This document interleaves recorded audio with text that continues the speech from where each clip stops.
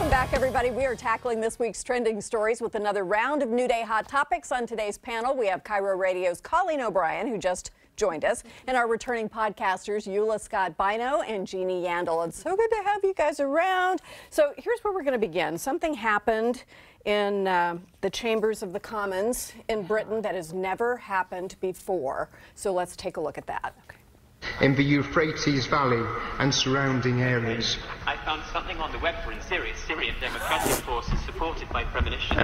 What a very rum business that is.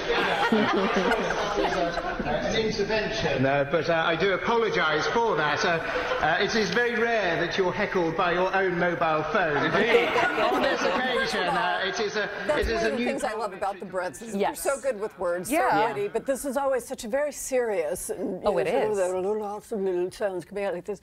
And Siri starts talking to Gavin Williamson, who's the defense secretary, and it is officially the first time that a mobile phone has disturbed activities in the Commons. I mean, why wouldn't it? Yeah, I It's know. disturbed everything else in life. It feels like this literally happens to everybody else, so why wouldn't it happen Why in the House wouldn't of it happen to Commons? him? I mean, he has a Siri set to a man's voice, so I mean, Yes. I thought that it was was to be interesting. expected. My Siri is set to a man's voice, actually. Is too. it? Do you like that?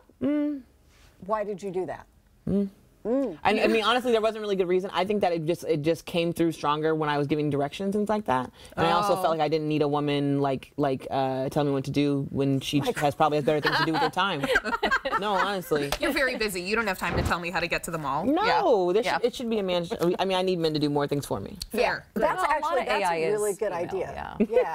Well, a bunch of us, Sue Ring, our producer, and I have both changed ours to British because it seems less rude. I just got tired of that Oh, lady that's who was like, nice. return to the highlighted route, and I'm like, I'm trying. Somehow it seems more. Speaking of the British, Yes. the Queen. Here's something I did not know. Do you know what might be the secret to her very long life? Yes, what's this? She enjoys a gin cocktail 4 times a day. 4 times. Yeah. Yes. Wow. She got free time. That's a lot. How many times Right? does she nap in between the cocktails? I don't know, but now we know what's in her purse. It's a little flask, right? And she likes this Dubonnet with something, with gin. And so we thought Yeah. we would my try goodness. them Yes. and see if you too like the Here you Dubonnet go. with gin. See if we feel our so lives much. increase. Yeah.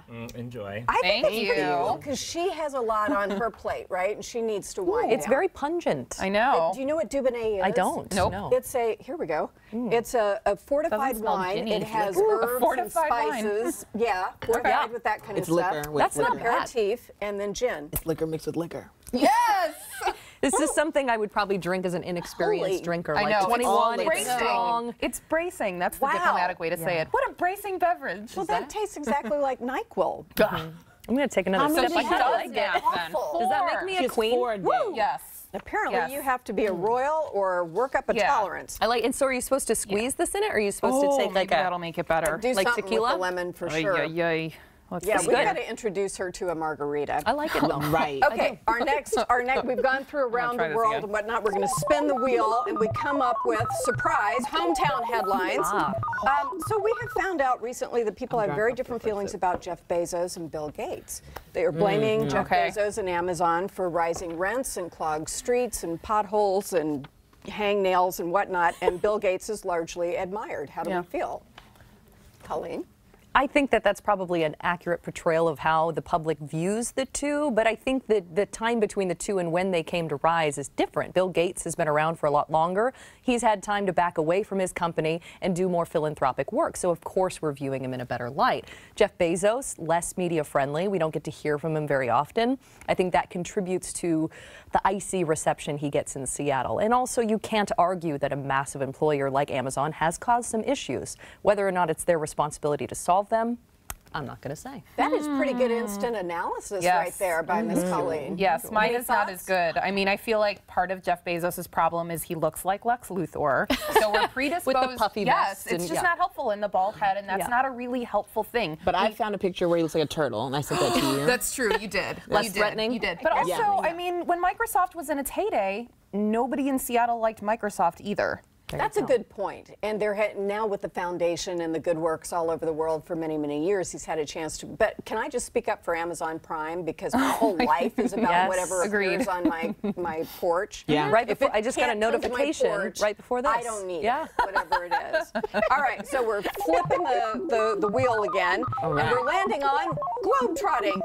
This is the best idea. Let me just jump ahead and say, in China, they have set up pedestrian lanes where there is a smartphone zombie lane. If you're going to look at your phone, you walk over there, and if you're going to make time, you walk on the other side. Is that for real? It's for real.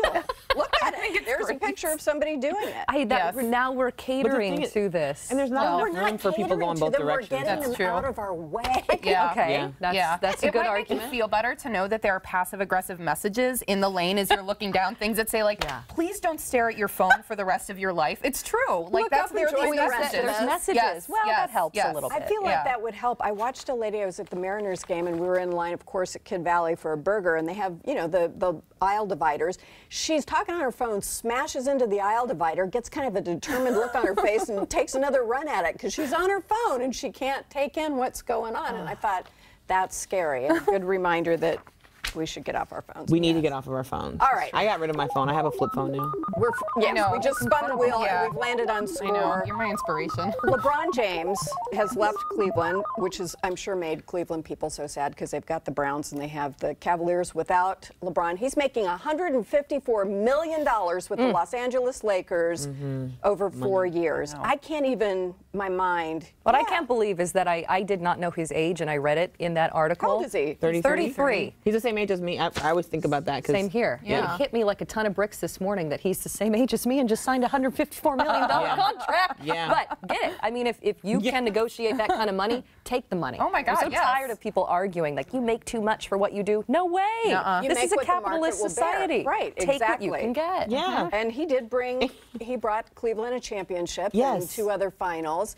It'll be amazing to see. I think Golden State just signed somebody else yesterday, so they're kind of like, that's going to be the big nexus of fighting. You know, basketball is going to be between Golden State and the Lakers have the money. Lakers. They don't have anybody else on their team that we even know about. You know, they had all these big names for so long, and now it's like, who plays for the Lakers? Right. So they I have the miss those budget. days, like the Lakers, Celtics, and we're going to have that now. But he's a good guy and a good dad, and I have a feeling that he's going to do really good things with his big, giant amount of massive cash dollars when he's done with basketball. Don't we think? Yeah. Sure. Yeah. Jeff Bezos could learn some philanthropy from him.